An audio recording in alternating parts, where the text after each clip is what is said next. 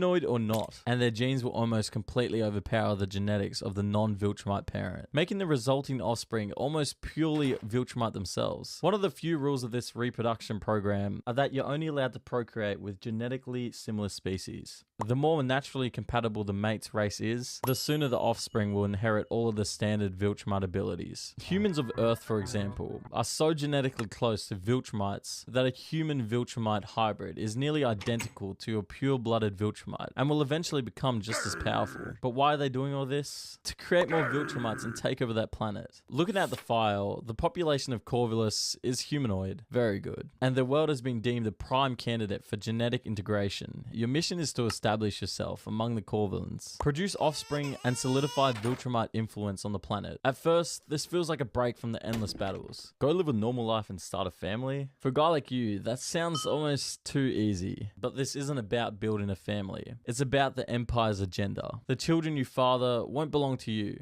They'll belong to Viltrum. When you arrive on Corvus, you see it's quite beautiful. Not that you'd ever admit that. The Corvulans are peaceful people, and their culture is centered on art, community, and harmony with nature, which is pretty different to everything you've ever known. Your initial interactions are all very calculated and designed to gain their trust. You present yourself as a traveler, seeking refuge. It's a pretty good play. When it comes to Viltrumite infiltration, it's one of the oldest tricks in the book. Over time, you integrate into their society, forming bonds and learning their ways. Despite your mission to destroy them from the inside out, you can't help but admire the Corvulans. Their values are so different from the Viltrumite agenda. Years from now, your people will come in to either conquer or destroy this planet. But for the first time in your life, you begin to experience peace. Eventually, you fulfill your duty and form a partnership with a Corvulan woman named Alera.